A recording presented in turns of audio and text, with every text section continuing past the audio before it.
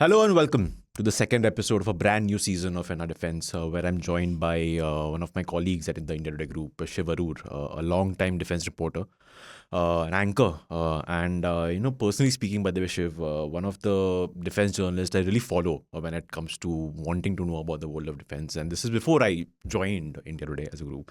And one of the defense journalists I really respect in this country, by the way. So that's just a personal. Thank you, Dev.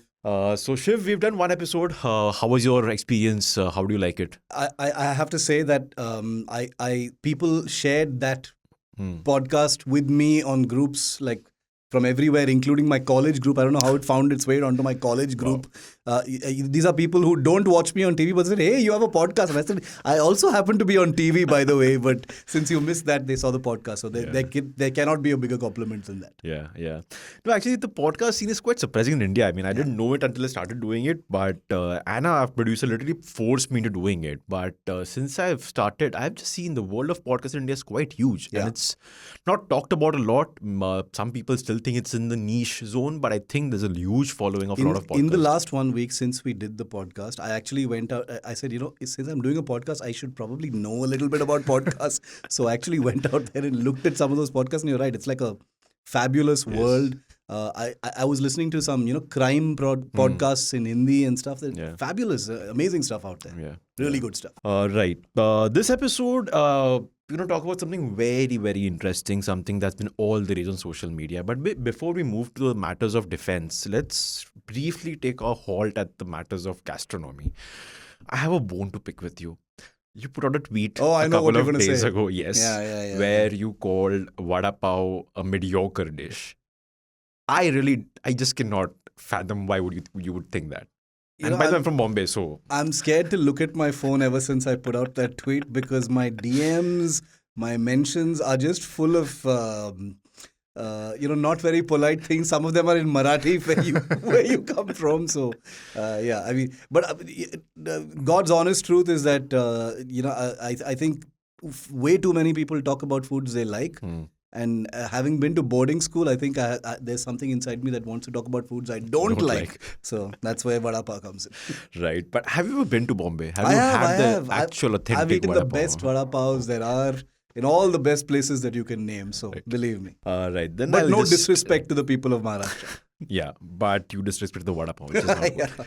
Right. Let's move to our topic of discussion on this episode. Once again, like one of the topics we just discussed on episode 1, this is a topic that's not been widely reported in media because in media, like we discussed last time as well, we need to report what we know to be 100% factually accurate. Sometimes, obviously, you have some source-based reports coming here and there, but this podcast allows us this luxury to, kind of use your 2 decades of experience of covering defense and just like a gut feeling that you have about certain things. You might not be right. It might be a guess, but it would be an educated guess when it comes to that. What I'm talking about is a series of mysterious killings that have happened in foreign countries, most of them in Pakistan, some in Canada, one in UK. These are of people that are seen to be anti-India, either because they have links to the Jaish-e-Mohammed or the Lashkar-e-Taiba. Don't need to explain why that would be seen as anti-India, or they are seen to be Khalistani sympathizers. The most controversial of which obviously has been Hardeep Singh Nijjar, in which the Canadian PM went on record to not accuse India per se, but say that people who were involved in his killings had some links to the Indian government. The US has recently also said that they are investigating a plot to murder someone called Pannun in the US, and they have evidence to believe that there are links to an Indian official back in New Delhi. And there have been some series of murders in Pakistan. No one has formally in that case come out on record to say India is involved, but social media has been making all the joy about, oh great, one more gone. The theory obviously being made is the research and analysis wing, RAW, the India's external intelligence agency, has this mysterious hitman squad, like people with 000 licenses, as James Bond types, who go around the world bumping people off. Right off the bat, straight question, someone who covers this field. Does India have such a... I love it when black and white questions are asked, but I will... I'll answer it black and white, but I will also qualify it. Okay, so first of all, in the field of security, in the field of intelligence, I don't think there can ever be anything more exciting. And I mean this exciting not in a kind of movie way, but exciting in terms of detail and mystery than covert operations. Yes. Covert operations are where it's at. That's the that's the field that everybody wants to know everything about. Obviously, it's helped along by movies like Tiger Zinda Hai and stuff like that, which romanticize this thing 007, like you said. But this is like a super serious matter, right? We're talking about India being sort of put on the mat by the world's most powerful country, being accused of extraterritorial killings. You've got these guys dying like flies in Pakistan, one in UK, like you said, a couple of them in Canada. Just one important thing that I wanted to say right off the bat is these guys, they aren't just anti-India. They are proscribed terrorists by the Indian government. And not, forget about Modi government. They're proscribed by Indian government successively. Which means that they happen to be on a most wanted list published by Indian agencies. So they're not just some, ambiguous India-hating, loonies sitting abroad. They are guys who've been investigated. Dossiers have been taken out on them. Information on them has been officially introduced into the Indian security system. And they are part of a list of most wanted terrorists. So they're not just some randomers sitting abroad. Let's be very clear about that. Two, it's very tempting. And this is to answer your question in black and white. Very, very tempting, even for someone like me to say, yes, I think it proves that there's something. Because I'll tell you why. And then I'll tell you why there could be other explanations, okay? Because this is a serious issue. It's not one to joke about. Yeah. The truth of the matter is, let's just talk about Pakistan for a moment. I have a kind of limited list here on my phone of all of the terrorists wanted by India who've been killed mysteriously, like you rightly said, in Pakistan just this year. I'll just take their names very briefly, Dev. Hanzla Adnan, Lashkar-e-Taiba. Maulana Rahimullah Tariq, close associate of Maulana Masood Azhar of the Jaish-e-Mohammed. Akram Khan, Lashkar-e-Taiba. Khwaja Shahid, Lashkar-e-Taiba. Shahid Latif, Jaish-e-Mohammed terrorist, a guy who was responsible for the Pathankot attack. Yes. Syed Noor Shalobar, recruiter, Islamic State Khorasan commander in charge of recruitment. Syed Khalid Raza, Al-Badr commander. Bashir Ahmed Peer, Hizbul Mujahideen commander. So these are just like a few names of those who've been killed this year. The total list is about 16 people. Now, let's just take the facts first. The fact is that all of these guys who've mysteriously died are all people who are VIP protectees. They have security around them. Anyone can figure out why they have security. B, all of these guys happen to be on India's most wanted terror list. Okay, all of these guys live in areas where they have special protection that's extended to them by the government. So anyone who's looking for a pattern will have that pattern hit them in the face. They are special protectees, which means that the government in Pakistan has skin in the game as far as their safety is concerned. B, they are wanted by India, and suddenly they're just dropping like flies. So how is this happening? Why is this happening? Could it be that India has death squads out there which are efficiently killing all these guys without being found out? How is that possible? Because no matter what happens, nothing can happen in Pakistan without raw being pointed at by Pakistanis. So it doesn't make a difference. Whether they blame this on raw or anything else on raw, it makes no difference because they blame everything on raw anyway. In this particular case, it's interesting because in each of the first information reports that have been published, Dev, in all of these 16, and I looked at this carefully, the FIRs actually say unknown gunmen. It's, many people think that unknown gunman is a creation of the media or the Pakistani media, that unknown gunman is some phrase that was cooked up by journalists. But these are the words used in first information reports in Pakistan, including in some of these killings.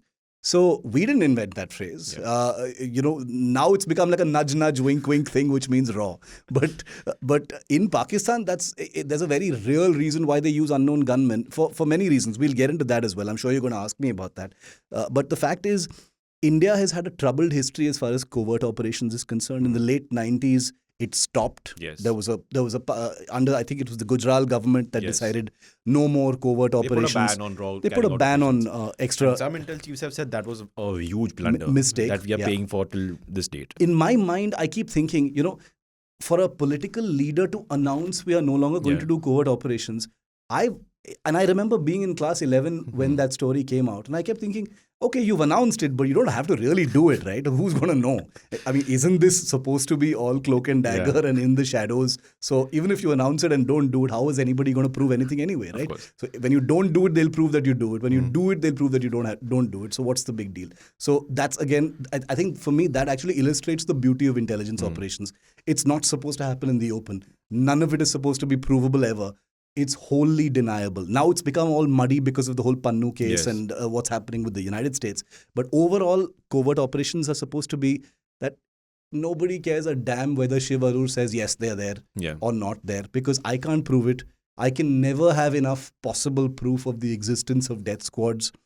Part of why agencies like RAW, like security agencies abroad, thrive also is because it's not about whether they have death squads or not. It's about people believing that they have death squads, right? Let's make that distinction. It's very difficult to go into another country and kill somebody. Very, very difficult. Well within the capabilities of an agency like RAW. But I'm just saying, agencies like RAW also gain from the general belief, basically. Belief. Ye dar acha hai. That's, we joke about that. Ye dar acha hai. But that is genuinely a thing on which agencies thrive because it's a deterrent. You people are on the back foot. They don't know where you're moving. It's all in the shadows, etc., etc. But speaking very specifically about whether we have death squads or not, look, whether we have guys out there, hiring assassins to go after our enemies or not, that's beyond what any one of us can prove. Yes. What I can say is, of course, we have intelligence agents in other countries.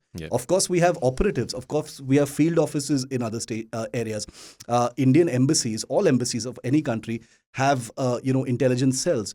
This is something that our listeners may not know, but the defense attaches of all Indian embassies anywhere in the world, their parent directorate is not the Directorate General of Military Operations. It's the Directorate General of Military Intelligence.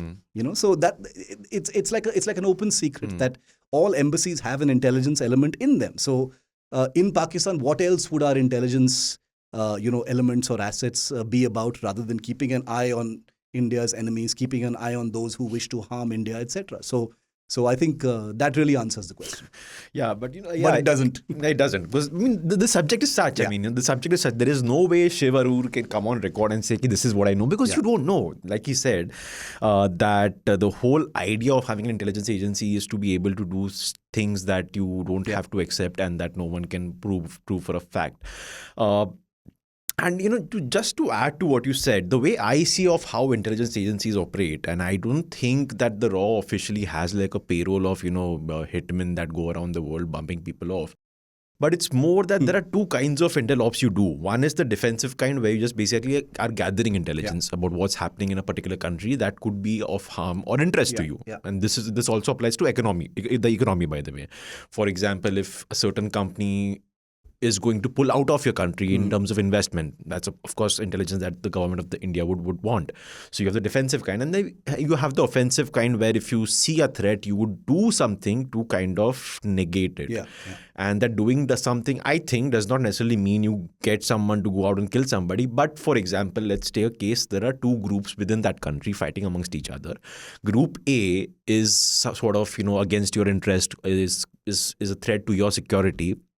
You might at some point end up doing something with Group B, like giving them some support, financial support, some logistical support, so that they kind of work for your benefit without actually working for you. They're working for their whole internal rivalries, but you get some support.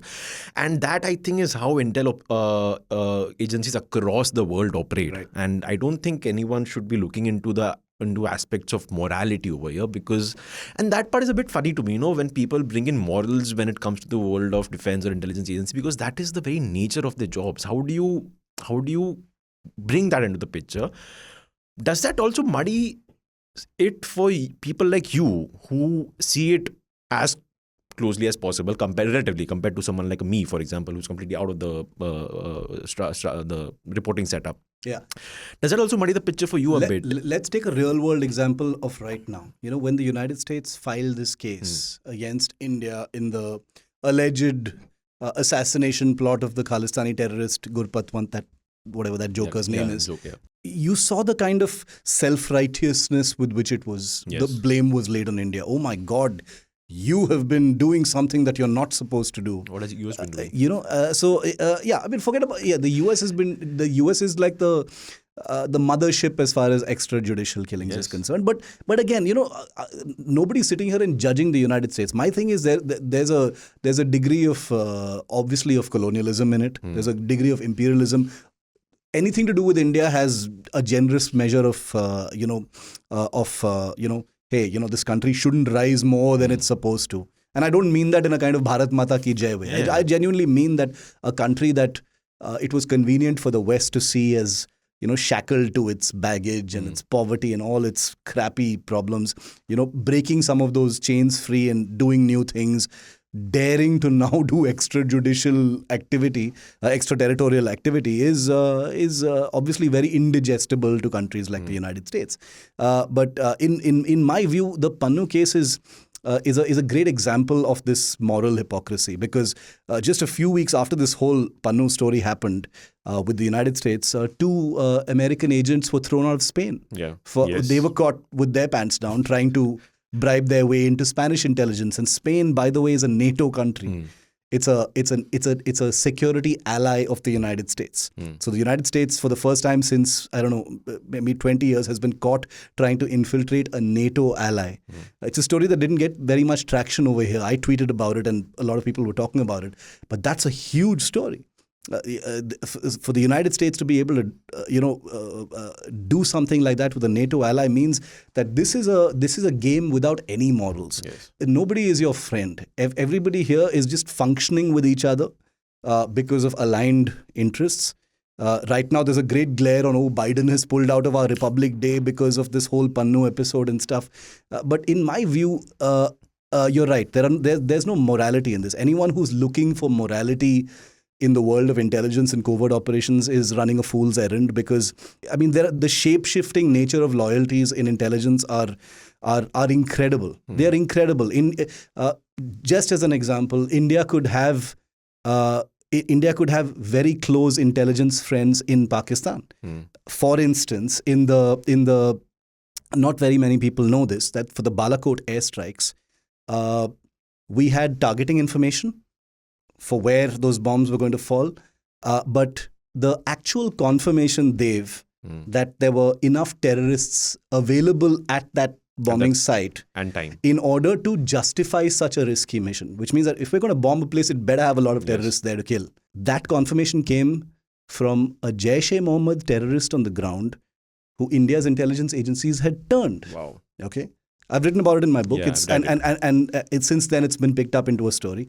But the guy who actually signed off and said, okay, go ahead, was a Pakistani belonging to the Jaish-e-Mohammed. So people say, Arey, India's doing business with Jaish-e-Mohammed. How can we do it? They're our enemies. That's what I mean. Those are fluid relationships in the world of intelligence. It might sound really romantic and stuff, but that's how it is. It's very, very transactional. You're solving the problem in front of you. If your worst enemy has a piece of information that is useful for you to in order to settle scores with a bigger enemy, that person can, for the next 15 minutes, be your friend.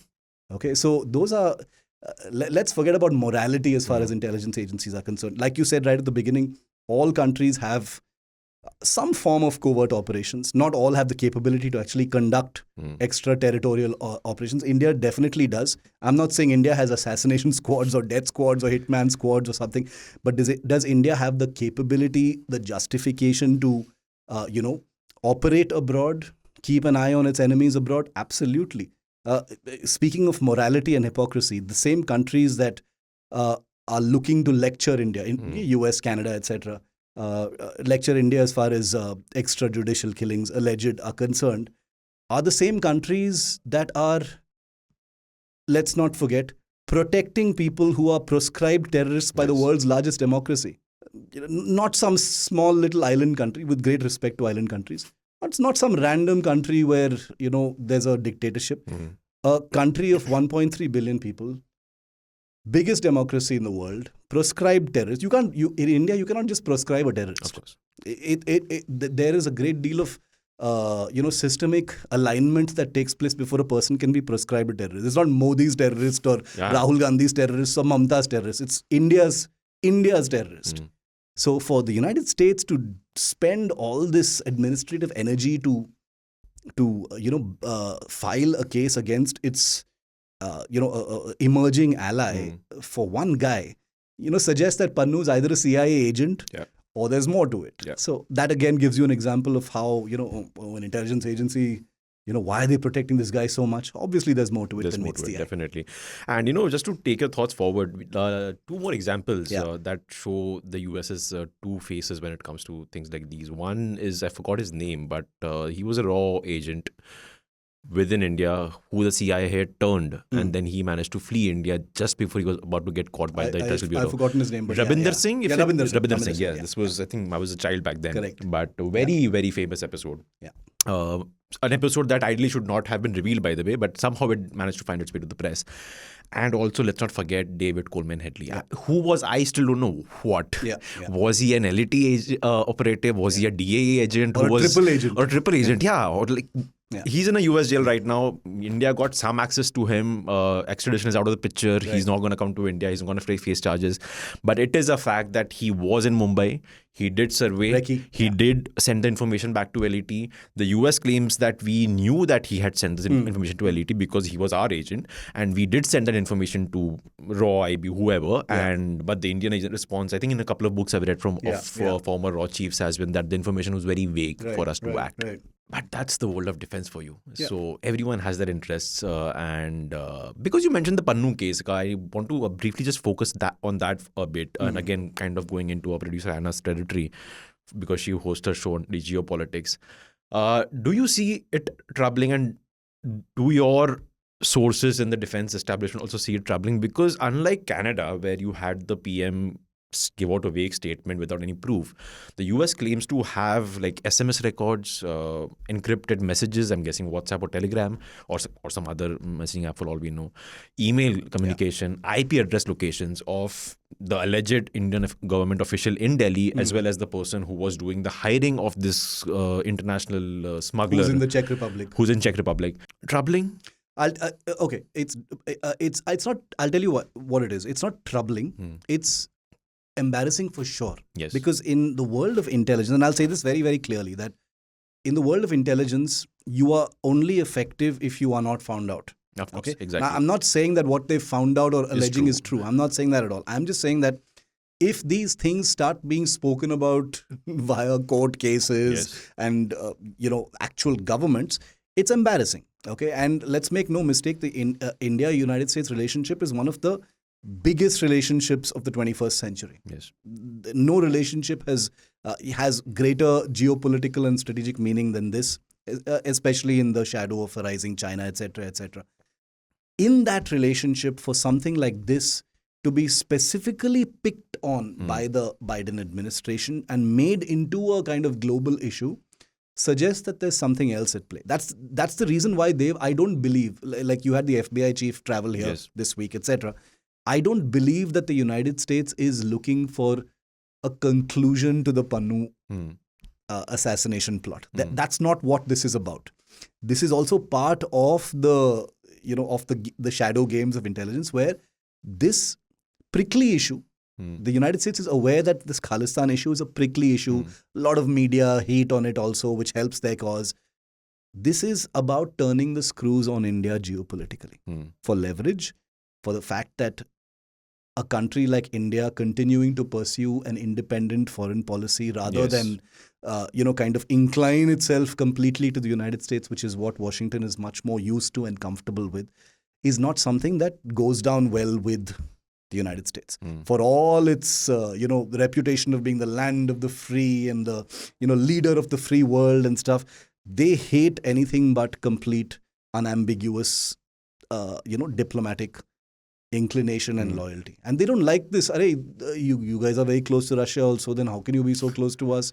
But you supported, you don't have a view on Russia and Ukraine. You have a autonomous, independent view as far as Russia and Ukraine are concerned. Even after the invasion, you were buying their oil. Ye kya ho raha hai? So they don't like, they find that messy. So their thing is, boss, if we are going to take this strategic relationship forward, tum is side aa jao.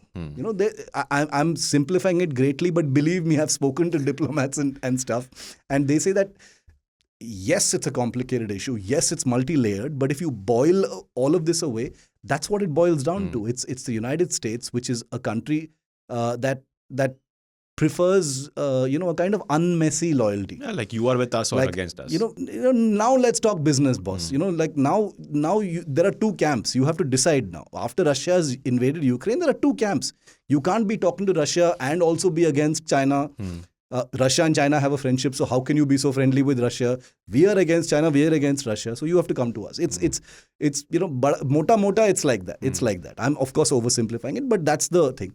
I think this Pannu issue has very cleverly been identified by someone obviously very smart in the United States, and the United States has very smart intelligence people, that this is an emotive issue in India right now. Everyone's talking about it. It comes on the back of the of many issues as far as Punjab are concerned.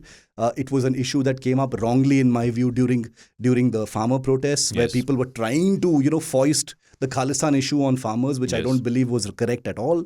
But Khalistanis were trying to use the heat to generate importance for themselves.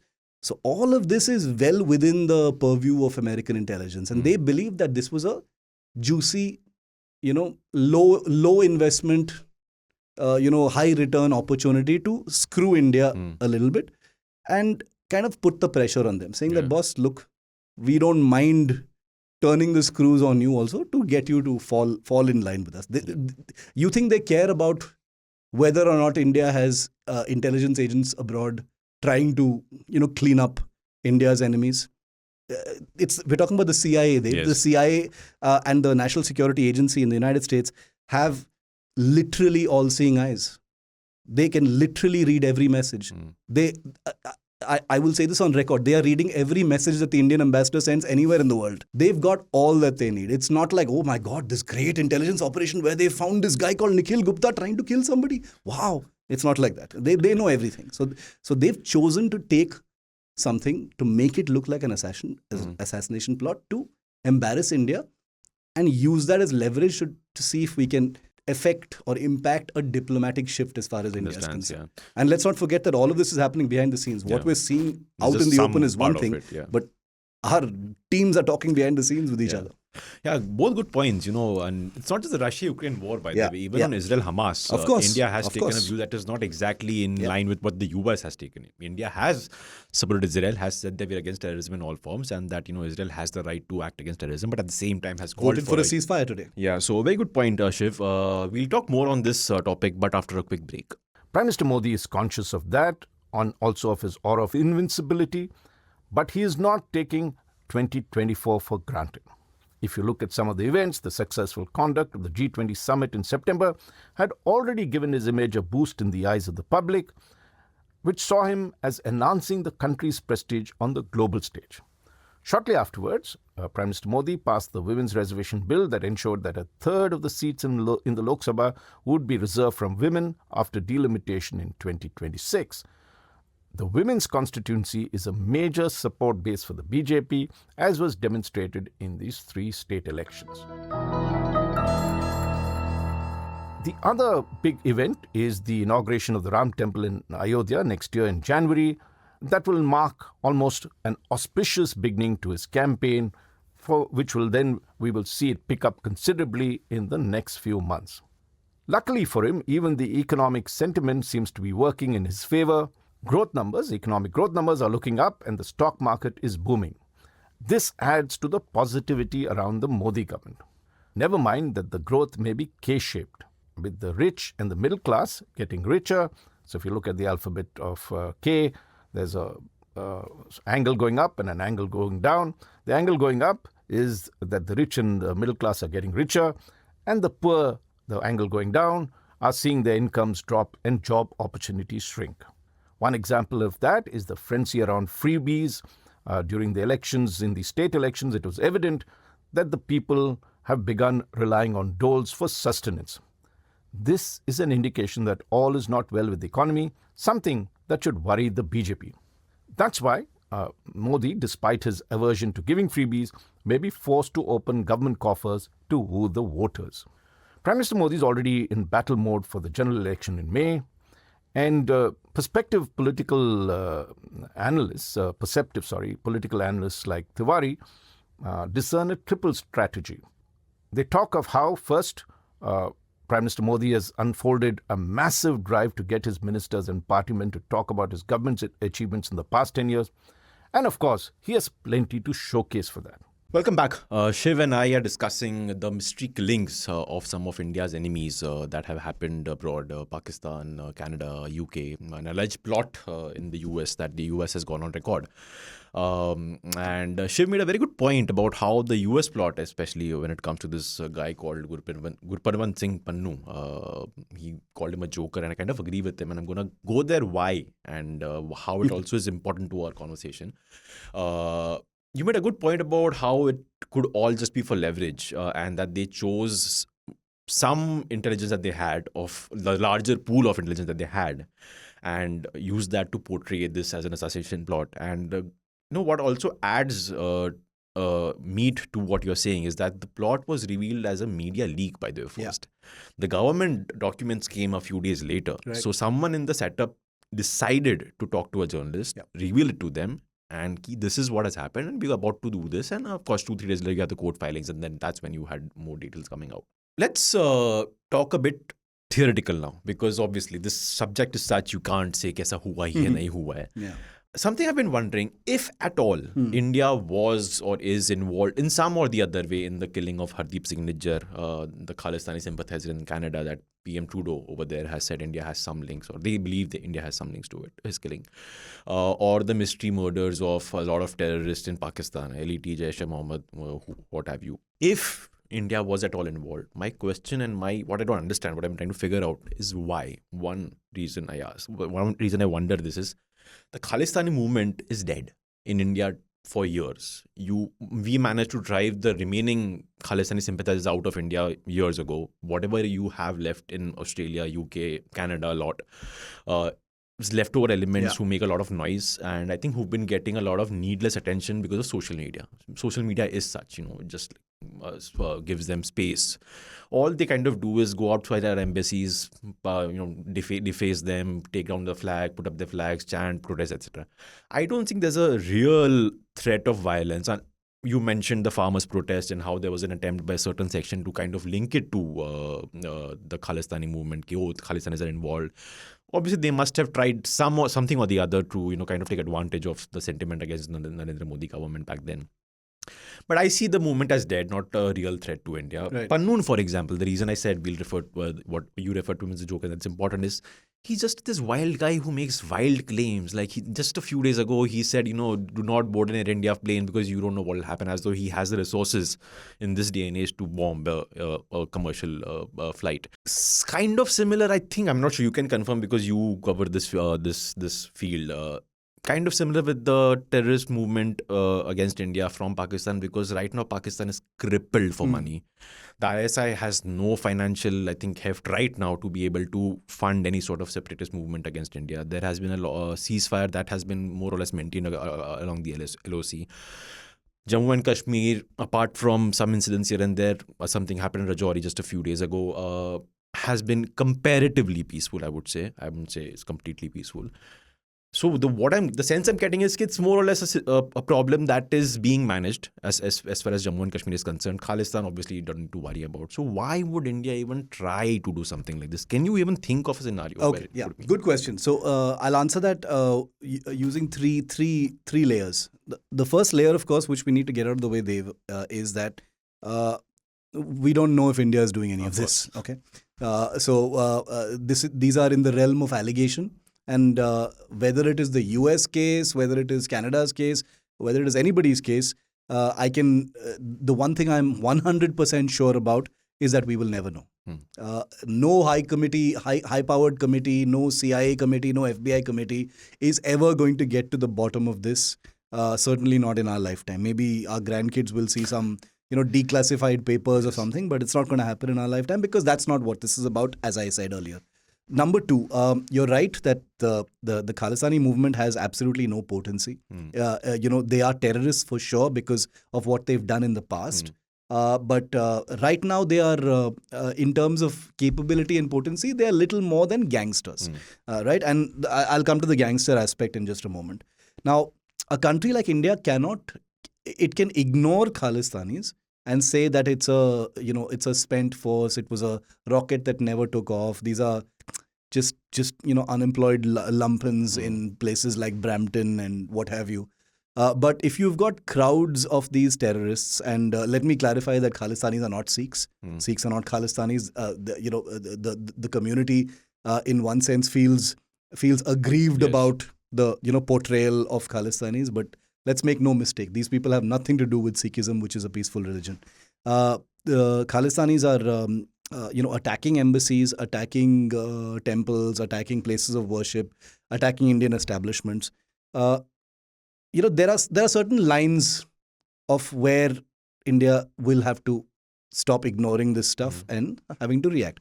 The attack on the embassy in London, the attack on the embassy in the consulate in San Francisco, the violent threats against Indian diplomats in the United States, including doxing them, publishing their information, their location, their numbers, etc. Threatening to attack Indian Parliament, threatening to blow up Air India. Those go beyond just your usual natak. These are real things. That's point number one. Point number two, the Khalistani movement as such does not function in a vacuum. It functions because of a great deal of attempt by Pakistan to revive it. Pakistan has been desperately trying to revive Khalistani terrorism for the longest time. They saw that opportunity during the farmer protest. They tried their best to do it, but it didn't take root at all because, like I said, Sikhism has nothing to do with Khalistanis. They completely reject that nonsense. They see a great deal of social media traction. They see a great deal, and let me admit this totally frankly, since we speak honestly on this podcast, that the Indian media sees a great deal of masala in these, because these are guys sitting abroad. They look funny. They're constantly jabbing their fingers at the cameras and making outlandish threats like that Pannun, whatever his name is. So it's a lot of it makes for good media masala, and I have to admit, even though India today doesn't do it like that, but a large part of the Indian media is guilty of overemphasizing the potency, the threat, the capability of what are, in my view, just a bunch of ragtag gangsters. Let's come down to Hardeep Singh Nijjar, because he's where this whole thing started, because it was his death that sparked these allegations against India, and it's now become a serious diplomatic issue, which resulted in us throwing out Canadian diplomats, etc. Hardeep Singh Nijjar was in charge of a Gurdwara. His well-established links with organized crime groups run by Khalistanis in Canada are well established. His links with Pakistan, we've seen the pictures, are well established. International gun running, human trafficking, extortion, contract killing. These are all functions of organized crime syndicates in those countries. Now, the corollary question could be that when you've got guys already neck deep in that dangerous world where there is already a risk to the lives of people like Hardeep Singh Nijjar because he's been hanging out with the wrong people or pissing off the wrong people, then where does the question of death squads arise? Maybe how about this for an idea, Dev? Maybe India doesn't really have death squads. Maybe they're saying that, okay, this guy's like, he's pissed off the wrong people in the wrong group. Let's just wait and watch what happens. Maybe we'll, give someone a tip off about where this guy is. Maybe we'll, speak to someone and give them a little bit of intelligence. Maybe it's just about, facilitating, someone's end. I'm not saying that's happening. I'm just saying that it doesn't actually require sending a death squad over there. Because these guys are already in a very dangerous business. They're all gangsters. They're terrorists. They live amongst unsavory characters. They rub people the wrong way all the time. There are drugs involved. There's a very narcos-style element to what these guys do. There's human trafficking. There's a great deal of money involved. Gurdwaras in Canada have become fronts for organized crime. Which brings me down to the question. But the question that you asked is, why does India do it? So my answer to that is, I'm wondering whether India even needs to do it. That's as far as Canada is concerned. Coming to Pakistan, yes, it's tempting to see a pattern. Yes, it's tempting to see that हर आदमी जो मर रहा है पाकिस्तान में वो India की list में है. इसका मतलब है कि पैटर्न है. Obviously it's India doing it and it's Tiger and all that stuff. But there are other things also. Maybe some of them, okay, theory, I'm not saying India is doing it. I'm just saying maybe some of them have been bumped off by India, but some of them have been bumped off because of internecine warfare between the organizations. Like you said, Pakistan is paralyzed right now. It's crippled. It's in a historic mess right now. And as a result of this economic, social, political mess in Pakistan, the resources available to each of these terror organizations has shrunk dramatically. As a result of which, the competition between these outfits, Lashkar-e-Taiba, Jaish-e-Mohammed, Al-Badr, Jamaat-ud-Dawa, all these guys, has increased exponentially. They're competing even more fiercely now for territory, for resources, for training funds, for recruitment, funds, stuff like that. So them bumping each other off is not only possible, it's very likely. It's very likely that among these 16, maybe some, maybe all are actually these guys settling scores with each other. Maybe it's Pakistan's deep state itself killing these guys in such a way that it looks like India has done it, but actually doing it in order to seem to the world that they're taking care of their terrorists, because the Financial Action Task Force is breathing down their neck. They should be seen to be taking care of, cleaning the linen, as it were, at home. So it could be all of those things. Yeah. Now, in the middle of all that, if RAW gets a reputation, or RA as they call it in Pakistan, gets a reputation of having bumped off 16 guys in 1 year, obviously it'll take it. RAW, even of course, the Pannu aspect has made it complicated. They can't bask in the glory of it. But I'm saying, in general, if seen in isolation, this is what intelligence agencies revel in. The idea that they may have done it, but we don't know. We'll never know. So that's it. I think the perfect example of that is Mossad. Yeah. Again, a parallel, just like what you said with US wala thing, making it a bit complicated. The Hamas attack has made it a bit complicated. Yeah. But before the Hamas attack, Mossad had this image of this all-powerful agency, Operation Munich, went off into different countries, bumped off the terrorists responsible for the Olympics massacre. But very good point you made about resources and the fighting within, and that actually kind of could perhaps explain the fact that the unknown gunmen wala bit in the FIRs, because if Pakistan wanted to blame RAW for it, would be so easy to name someone, link him to the Indian agent or Indian embassy over there. They don't want these files opened. They don't want these files because they know perhaps these are our own men doing it. So unknown gunmen, we don't know what has happened. Absolutely. And also expand on your point earlier about the gangsters in Canada, gang war. Like you said, we don't know if India did that. We can't say that. We're not saying that. But there was a time when it happened, and this was the Mumbai police with the underworld. This is exactly what they did. Yeah. They played off one gang against the other, and that's how they, decimated Took care of business. Took care of business, yeah. Right. Final thought, and this came to me while you were talking about how when you said that the US CIA and the NSA have access to almost all communication the Indian ambassadors send back home, whatever chats are happening between different intelligence officers in the country. How worrisome is the situation for the Indian establishment? Because where I'm coming from is that a lot of intelligence nowadays is tech int, is what the guys in the profession call it, but which is basically technical intelligence. Back then you had human, which still exists, human intelligence, but a lot of it is now technical intelligence. You have satellites, spy satellites, you have encrypted devices, and you have spy apps such as Pegasus, the one that created quite the controversy in India. The reason I ask whether it's worrisome for the Indian establishment is because a lot of devices, a lot of apps are all from the US. You have Apple, you have Google, you have these two monopoly on phones across the world and the respective app stores. You have a lot of the messaging apps from the US, which makes me think, the US obviously will be, and first of all, you also have the CIA and SNS capabilities, by the way. Just forget the fact that these companies are based in the US, even though Apple prides itself about, not giving anything on privacy, etc. We don't know what's the truth.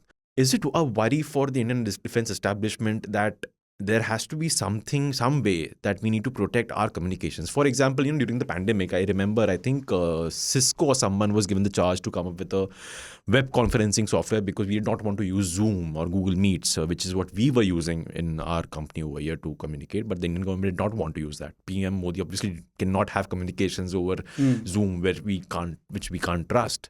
So how big of a worry is that technical aspect of intelligence for India? It's been a legacy worry as far as India is concerned, in terms of depending on the United States for communication equipment in defense. It became a very big political issue, and I'll tell you why, because I covered this, and it wasn't like a behind closed doors worry. It was out in the open, and it was one of the biggest sticking points, Dev, between India and the United States in there, at a crucial point in that diplomatic relationship.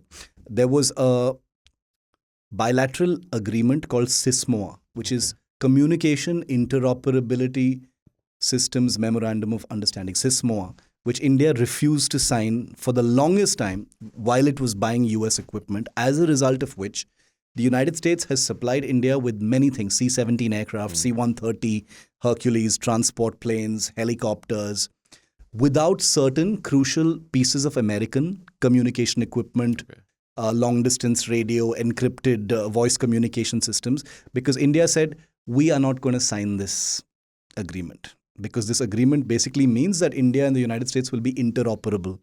The Indian defense agencies and the Indian political establishment correctly saw that as a entry point for American technology into Indian defense assets, and to put it very flatly, a gateway for a greater deal of espionage and keeping tabs on Indian defense, which the Indian government rightly was not comfortable with. So negotiations happened as far as those agreements were concerned, and a very watered down version of it was finally signed. But the crucial aspect of it, and learning from that, is many of these American aircraft and helicopters that are operational in Indian service, whether it's the P-8 aircraft with the Navy, or the C-17s and the C-130s with the Air Force, the new helicopters, the MH-60 Romeo helicopters with the Navy, etc., is that they all have communication and encrypted equipment made here in India. Wow. Okay. So the only country in the world that has American equipment with Indian, communication equipment. Yeah. It may not be as capable as the American equipment, but India says that's something we don't want to compromise. So we may be close partners, etc., but there's a certain degree of trust that does not get crossed, and you can't compromise it when it comes to your defense establishment, because you're dealing with countries that may be countries that America is close to. America has a good relationship with Pakistan, so why would you trust America as far as encrypted communication, etc., is concerned? Now, to close that thought, as far as how does the Indian establishment function, knowing that all these devices and encryptions and apps and all these things are basically invented by the United States? Well, I think all establishments, including the Indian ones, sort of their starting point is that, boss, nothing is secret. Very few things are secret anymore in this world. You can do only so much to keep things secret. Make all your most crucial decisions on paper, or use only Indian equipment that cannot be penetrated, or have multiple levels of encryption. Who knows what these encryption levels actually achieve, including WhatsApp and Signal and what have you. So nobody really can give you an absolute answer about which is the only way which is safe to communicate without prying eyes. So I think nobody's naive about that. Everybody knows that, whether it's Pyramid or National Security Agency or the CIA or Pegasus or or the super Pegasus that is known to exist in the United States, that you just go along with the assumption that somebody's watching and somebody's listening. But that's the way it is. That's the reality. The only comfort in all of this is that it's a kind of great leveler. Everybody's watching everybody. It's not like India doesn't have the capability to watch others. Like you said, human intelligence will continue, but technical intelligence, the ability to see what Indian leaders are doing all the time, take that as a given. everyone's being watched. Everyone's being watched, and I think that includes the two of us and a lot of other people, and you as well. Not to worry people, but I mean, technically it's possible. No, we should worry everyone. You're being watched. Well, yeah. So good chat, Shiv. Once again, thanks so much for being part of this episode. Thanks, Dev. Great insights and topic. I think a lot of listeners and viewers will find interest in, because it's been talked about a lot on social media, and I hope we've been able to clear some of these things, because this world is very murky, and that's all I'll say. It's just very murky, and definitely it's not black and white. So I hope we were able to clear this up as much as possible.